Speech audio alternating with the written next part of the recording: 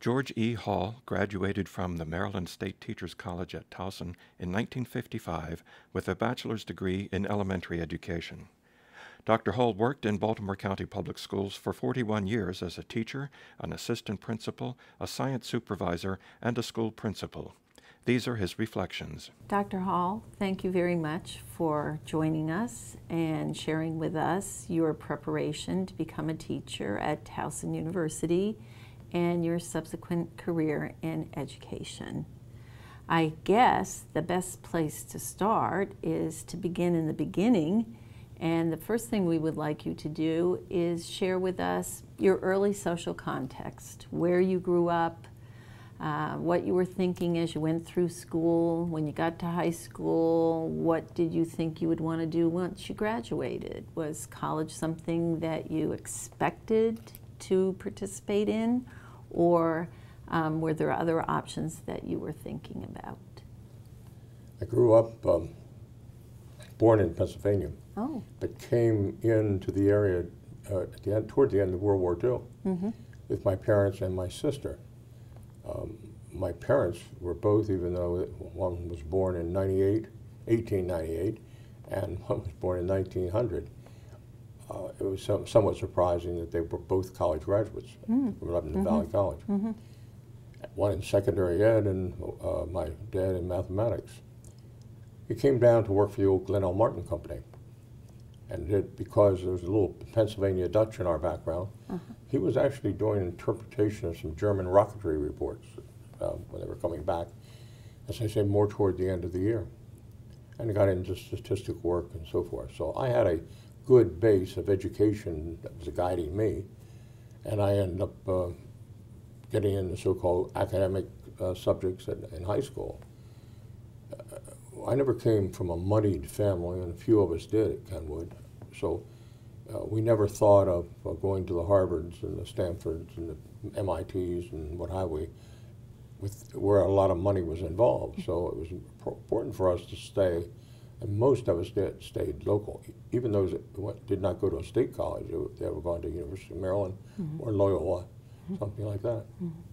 And I got into, because my mother was teaching, and I always seemed to enjoy working with kids. So it was very appropriate when we all decided we were going to go to Towson, and all applied, and the mob made it.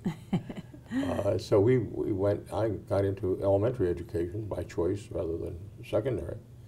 Even though I have a pretty good math science background, I still chose to get into elementary. And I found, starting there, I was with a big group, a built-in support system, and we ended up living on campus, because at that time, back in the 50s, transportation to and from Towson was very limited. Either went into the city we were living in the eastern part of Baltimore County. I had to go in the city and then back out the old number 8 line to Towson. So that's how I got there, and a lot of us may have had, in comparison to today's kids, some limited options educationally. But I don't think any of us regretted what we did and enjoyed Towson. And at that time, it was, of course, the State Teachers College at Towson. And that's how we got started. Yeah. Do you remember anything about those education courses? You're chuckling. No. Yes. Oh, yes, okay. Were they theoretical? Were they practical? If they were theoretical, I never heard the theory. Okay. More practical people who led them, or past teachers, often public school teachers, or a long time folks who taught at Towson. And so we did not get a lot of theory that I can recall, but certainly got a lot of practical experience from going to different schools, observing, and then also the discussions, class discussions, regardless of what the subject was, all went back to working with kids, and some of the types of content you would teach that way. And what was your student teaching experience like? What school or schools did you do that in, and what grade levels? I student taught at the old Towson Elementary School my first 8 weeks. think that was in a 4th grade class with a woman named May Robinson, who went on and became a principal, in fact, principal of what's now Hampton Elementary School. Mm-hmm. And then I, after that 8 weeks, went over to Loch Raven Elementary School and taught a 5th grade with Terry Bosco. And Terry went on and became a principal later on in her own work. That was teaching all subjects, 4th or 5th. Right. And so you were dealing with those intermediate level students. Yes. Is that where Yes. you felt that you wanted to be, that was a comfortable fit for you? We sort of had to agree to either do the intermediate or the primary. But that's my lot fell into the middle school, or into the intermediate grade lot. Now, I understand that you took a brief hiatus from being at Towson and tried another institution of higher ed. Do you want to include Sure. a word or two about that? A word or two. I ended up going to Drexel and started my 2nd year. I had done fine at Towson, I was like everybody else. But I had an inkling that I may want to be an engineer. And my dad, with a math background, it was kind of a natural. So that time I was going to Drexel, of course, in Philadelphia. But at that time, Drexel, I think, had 2 buildings, 2 academic halls. There was no place for students. You had to live literally out in the community, on the street.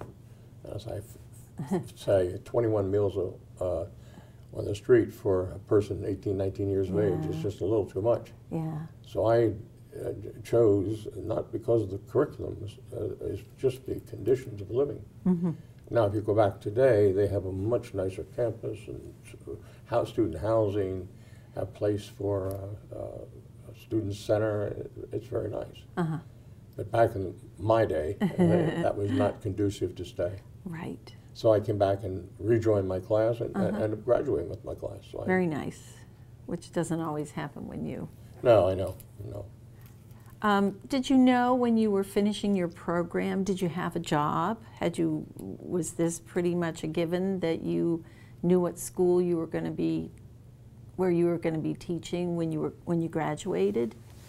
In 1955, when I graduated, I had some experiences I wanted to teach in Baltimore County. Believe it or not, at that time, I think I started at $3,200 a year, and Baltimore City was offering $3,400. Oh. But no, I wanted to stay in the county and actually got associated with Villacrest Elementary School. I had been dating a girl who was over there a year ahead of me and had started teaching there. And I was fortunate in that the principal, Gene Rush, had a job for me, and I knew where I was starting, and it was a great, great, great experience for me. So I not only started there, I taught a year, but then I was drafted into the United States Army for 2 years, but I ended up going right back there. Oh, so that was... Interesting experience. It's a great school, and I say, maybe not proper politically to say it, but I probably learned more from the assistant principal, at that time called vice principal, a woman named Elizabeth Yoder, and she was a graduate of Towson. But I learned more from her in a practical way about teaching than I did in all my years of undergraduate work. Right. She was wonderful, and we all learned so very much there. It was a great school to start in. And that's why I was glad to be able to go back after being away 2 years. Yes. But they did one for me that I'll never forget, and we laughed about it for many years afterwards, is I was, at that time, the form of grouping for 5 classes in every grade was there was going to be a bottom class. So my destiny when I left was that I had the bottom 5th grade. We didn't talk about that way, but it was the bottom 5th grade. Well, doggone if they didn't keep the same thing for me 3 years They held later, that for you. I had the bottom 5th grade. So I said, welcome aboard. Well, they might have also felt that you were a good fit for that group. Maybe you had the talent and the skill to work with them. 20 boys too. There you go. There was nothing. There's nothing new today about single-sex classes that we Right. We didn't have that. Well, don't you think we sort of recycle things in education? We do an awful lot of that. Yeah. We do. It's interesting, though, that you felt that preparation and that you got from your vice principal was so valuable. I think there is a recognition now that we need to continue to support teachers when they get into their first teaching position, certainly, and beyond that as well. And maybe that's something that you demonstrated. I think there's a practical thing that happens too. When you're going through undergraduate training, Mm-hmm. it doesn't mean as much to you until you're there. Mm-hmm. And you have the needs. Why do you do this? Why do you do that? So in fairness to Towson and elementary education at the time, it may have been I was just not ready Right. to receive all those things. Well, you didn't know you needed to know. No, I didn't know it. So, I mean, that's part of it as well. So how long did you stay with your bottom group of students? I think a year, and then we kind of recycled around. It was not like a looping experience of following up Right. the next year. It was really, that was a class, and the next year's reorganization. After I came back, I taught there 4 more years, and I had a variety of, we did some grouping where one year I recall that we took different subjects, 4 different ones of us. Mm-hmm. Again, interesting that all 4 of us later became principals. That is. So I had the mathematics, somebody else had English, language arts, Mm-hmm. someone social studies, someone science. It was an interesting experience to work that way, even though it fell out of favor at that time. Afterwards, in Baltimore County, we didn't do a lot. Now we're back to it sometimes. Of course. That's sort of Part of what that happens. cycle. Exactly. What did you do? You said you were there for a total of 4 years, 5 years? A year before I went in service, and then 4 years after I came out. And then what happens next? And I became, as they called them at the time, vice principal down at Battle Grove Elementary in the Dundalk area. Now, did you have to go through any training to go into an administrative position? Do you remember? What had helped me is I'm sure I had visions of hoping to be an administrator. Because I started to work on my master's at the University of Maryland and was able to finish just a year and a half after I came back from the service. Okay. So I started actually the very first year I was teaching. And what was that a master's degree in? It was educational administration and supervision, the title on it. So you were getting some administrative kinds Yes. of training. And then the principal I had, Gene Rush, he also got me involved in things that he knew I would need if I became an administrator. Okay. Example, I helped do scheduling right away. I learned some of the nuances of scheduling.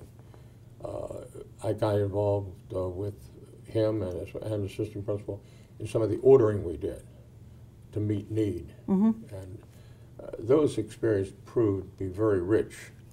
And I probably never realized what was happening at the time. That I'd been through this before. That you were in training and preparation. In training and preparation. Doing it for you. So you go to Battle Creek, did you say? Battle Grove. Battle Grove. And they had a pre-service selection type group. You had to get into, and I've probably forgotten now the details, but there are maybe 20, 25 of us from around the county, men and women. Different met on Saturdays down in the Dumbarton House area. And they literally went through a training, a skeletal training type thing for people to become school administrators, both elementary and secondary. And was that also sort of a screening process? Yes, yes, absolutely, absolutely.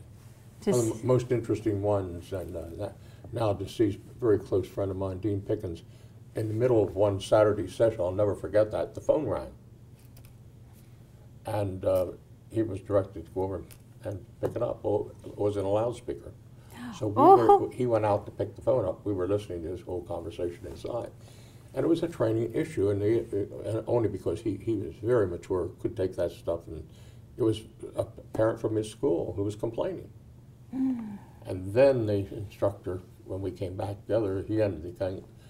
He must have realized that he was recorded. They recorded it, went back and looked at nice things that he had done. So to diffuse an issue. So it became one of those teachable moments. Oh yes, very, very nicely done. Mm-hmm. That's what good teachers do. Yeah, all the time. So how long were you a vice principal? I was then they changed the term to assistant principal, Right. and I was assistant principal for 3 years, and then became a principal in 1965. I was there, assistant principal from 62 to 65. 65, I was named principal of Chapel Hill Elementary School and Joppa Road in Perry Hall. Interesting experience. It was at that time a 12-room school, but they were building an addition to it. And the addition was supposed to be done by September 1st. Uh-oh. Yes, and you know what's coming. 15th of October, Josh Wheeler, who's a great superintendent, saw him coming through the door about 3 o'clock in the afternoon. Wires were everywhere. They hadn't finished it. Yeah. And he said, could I walk around with you? As we stepped over buckets and mops and pieces of equipment that hadn't been put in. You never saw anything like it in your life. He said, what are you going to do if they don't finish? And I said, well, we'll have 6 more classes that won't be out here. What are you going to do with them? So we ended up, I had thought this through, and 3 were in the multi-purpose room at that time, auditorium, but really multi-purpose room. 1 was in a health suite, 1 was in a room that was like a half-size room that used for special areas, teachers, and the 6th was in the library. So I tried to rotate as soon as the class was ready to go out of the library. One of the regular classes came in for their library experience. It's actually a very interesting thing, and I learned a couple things. That if you're open and honest with people, you get tremendous support. I did not get 1 complaint from a parent. Wow. Really, only 1 from a teacher who just didn't understand that her room wasn't ready, and we couldn't just move back in part. Right. But can you think of that whole experience, and it lasted until about the 15th of November. So for September, October, and a half of November, we had kids and all that, what you say is far less than optimal. But that takes a lot of orchestration and thought on the part of the principal to kind of make that work out. Yes, it does. But I had the benefit of working with many good people, and they really helped pull this thing off and went very nicely. One of the things that I think a principal is involved in is selecting staff for his school. And one of the things that I would love for you to talk a little bit about is what were you looking for in terms of faculty teachers for your schools? What kinds of characteristics did you think suggested that somebody either was or had the potential to be a good teacher? I was always looking for a person who liked kids first. I wanted right along with it somebody who wanted to teach. Back in those early days where that happened, some people had other options, a lot of other options. Unlike today when jobs are tight, there were many options, but you need to make sure, I wanted to be sure that they really wanted to teach. And I used to try to use what we call a power question today in my approach. I used to have about 5 questions and do much what you're doing right now is ask the question and listen to the answer. And often the parameters of the person's experience and their outlook would come out right within the questions and their response to it. So yes, experience was important. And if I could get a good experienced teacher who had that type of thing, I would always look for a range of people. I did not want to make it exclusive of any one. But I definitely wanted somebody who was a strong, strong teacher. Now, at one point in your career, you had the opportunity to staff a new school. And I understand you also had some input into planning the physical plant, the physical school itself. Talk to us a little bit about both of those, selecting your staff and creating the school environment? I had been probably a principal there at Chapel Hill for 6, 7, 8 years, and I made a comment to my boss, Phil Rhodes, and I said, Phil, why don't we, here we are in education, we do this all over. We have schools created, and then suddenly we name a principal. Have we ever thought of getting a principal or some experienced people involved with the architect in the planning stage before any brick or anything is put up? And so for some reason, I ended up becoming chair of the planning committee for what's now Shady Spring Elementary School. Well, we did our best. I had a wonderful experience working through all this, but I learned a great deal about the politics at all levels. And we were a school that was actually, a fellow named Bill Graves, the architect, was his final school, and he did a beautiful job. But the interesting thing was sitting down with him on a regular basis, and I got together a group of supervisors and some classroom teachers, and we literally went through each of the steps and what we really needed. We won a lot of battles, some we didn't win. Like that time, Baltimore County insisted upon 2 music rooms, as an example. I think in an elementary school today, we can do well with 1. The other thing that's always been, I chuckle over, and my wife and I talk about on occasion, is because we have a couple very good friends who are speech pathologists. The standard was a speech pathologist, she had 150 square feet, but it had to be 3 separate rooms or connected. And yet every speech pathologist I've ever worked with said there are too many. You don't need that much. So they wanted more space. They did not need the walls. Right. But Shady Spring, incidentally, was a totally open space school. And now, did you have input into that, or that was yes. That was a fixed idea? I often suggest that Baltimore County made only a few mistakes with me, and one was allowing me to select the staff.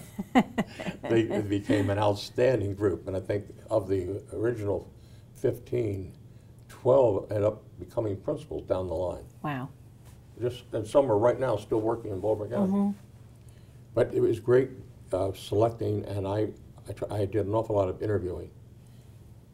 But as we got close, they wouldn't allow me to get into Shady Spring, and I had just a few openings. Of course, one of the more infamous ones was a young lady came in from West Virginia.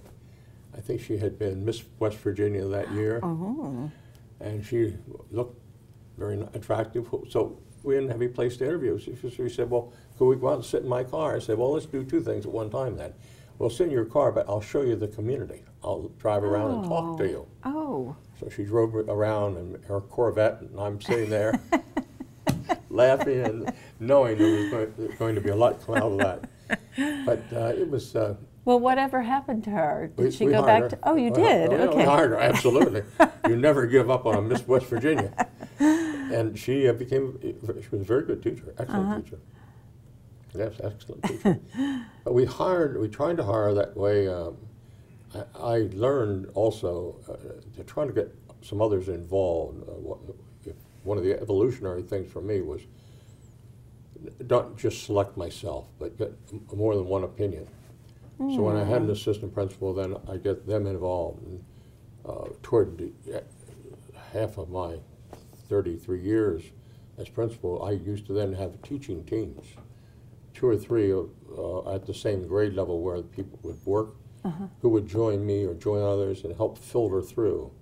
And I want to tell you, that's a great way to do it, is getting that input. Because they see things that sometimes you don't see as an administrator. Well, sure. So we got some wonderful, wonderful people at Shady Spring, and it opened. And even though it was a late opening too, it still worked very, very well. What do you think about that concept of open space education? Well, let me tell you what's happened. Also, it's happened at Shady Spring. It has walls there now. I liked open space education. I liked it for the fact that you could have more flexibility with kids. I think the biggest detriment to functioning was the adults. Adults did not know how to deal with. Right. It was one, And I think part of the problem was people would bring in this portable furniture and it would be maybe 5, 6 feet tall. Mm-hmm. But that didn't stop the sound. No.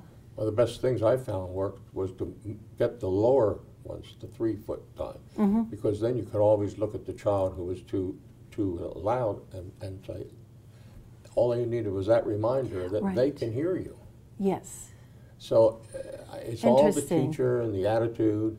But there was a great deal of camaraderie, Mm-hmm. working together. Mm-hmm. I thought it was great. Will we have it again? I'm not sure. Yeah. But it met a purpose. And the only people who would criticize it are people who didn't realize how it worked. I see. And to constantly show that to new parents and so forth.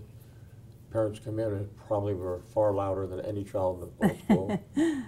They thought they were using their playground voices. Uh-huh. But I liked it, and unfortunately, as I say, Shea Spring, I understand, it's gone back to putting up some walls now. Mm-hmm. What other kinds of involvements did you have in Baltimore County Public Schools? Were you actively involved in principal groups? Did you have any kind of leadership responsibility outside the school setting? Yes, I have always been involved with principal groups. In fact, at both the local and the state, I became president of AESA, Association of Elementary School Administrators, and I was always involved with some in that committee structure too. And later on in my career, not too many years later, but I became state president of the same group, of the elementary principals group. And to this day, I'm still serving as executive director of the elementary group in Baltimore County. And that's really more organizationally and to keep them going. We're having a lot of turnover today of people who have not, people who are leaving, retiring. It's tough. It's very difficult today to get more and more trained, experienced people into these jobs because the demand is so low. It's just overwhelming.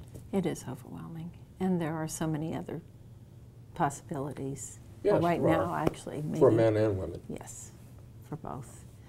You've also stayed in touch with your graduating class from Towson University and with the university itself. Would you talk a little bit about that and roles that you've played in relationship to the university? I guess I'm a joiner. I seem to be. I enjoyed getting together with my classmates, and while at Towson I was president of the SGA and also treasurer one year. But then after I left, I stayed active with the alumni board, actually served as president for 3 years of the Alumni Association, and went back on many, many occasions to support a cause, whether it's with athletics or whether, as we used to call it, the Glen players. And I had the advantage of living in close proximity to the school, so I didn't have a lot of travel for me. I never lived more than probably 5 miles from the university. And I got to know all the presidents, and I had an opportunity while there and active with the association. I was on the selection committee there that brought Bob Corrette to the campus, well, not really to the campus because he was already here, but selecting him as provost. And that was a kind of an interesting and neat experience. Yes, absolutely. And it's proven that we made a good decision. But no, I've tried to stay active, and I'm active both there, but not as much today as I was. And I am also been active in other things in my own life, going beyond Towson. So. And here at Edenwald, you have... Here at Edenwald, and for some reason I'm president of the Residents Association this year. Sort of like being a principal. I Leadership think, position by any other name. You don't necessarily gravitate to them. They come and grab you sometimes. Is there anything that we've forgotten to talk about in terms of your career in education that you really want to share with us? I'm sure I could talk for hours on some of the wonderful experiences I had because I thoroughly enjoyed my jobs. And I'm one of the, my wife and I have 5 children. I hope they enjoy their jobs in education or outside of education as much as I have in. And it leads me to the fact about, 10, 15 years ago now, at a Thanksgiving dinner, I asked that beautiful question that dads always like to ask. I said, hey, tell me something. You all are doing well. At that time, 3 of us were out of college and 2 and still in college. And I said, tell me one thing.